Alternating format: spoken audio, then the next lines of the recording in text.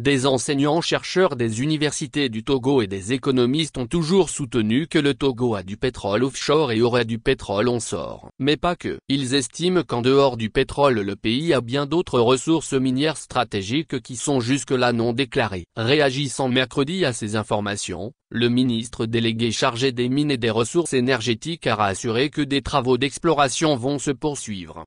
Nos actions vont porter sur des explorations pour trouver un jour du pétrole ou du gaz afin de réaliser notre politique d'indépendance énergétique, a déclaré Paul Moussi Kakatsi sur une radio de la place.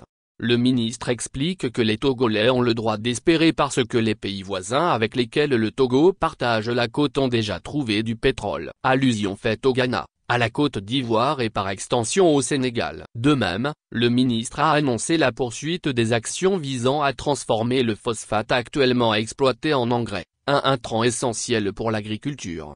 Sur le sujet du pétrole, le sujet relatif à l'existence et l'exportation ou non du pétrole au Togo a été toujours au cœur des débats. Il a été remis au goût en 2021 quand un journaliste de I24, une chaîne israélienne, a présenté le Togo comme étant un pays de l'Afrique occidentale avec une superficie de 56 600 km puissance 2 pour une population d'environ 7 millions d'habitants, un pays exportateur de pétrole. À cette période, les réactions sont allées dans tous les sens et la plupart ont donné raison à l'économiste togolais, Thomas Nkounou, qui a toujours martelé que le Togo vend de l'or noir à l'insu de la population.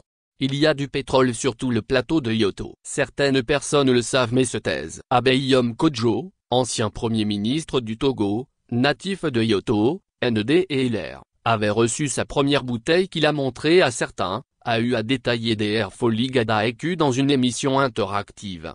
L'enseignant des universités du Togo, lui-même natif de Yoto, a ajouté que le Togo aurait bien d'autres ressources. Beaucoup de ressources minières stratégiques qui rentreraient directement dans l'industrie de l'armement. On a fait un travail sur le Togo qui nous a amené jusqu'à découvrir l'emplacement plus ou moins de la carte minière établie par les Allemands, a-t-il rappelé avant de préciser que les Allemands avaient depuis très longtemps établi une carte minière très détaillée sur le Togo.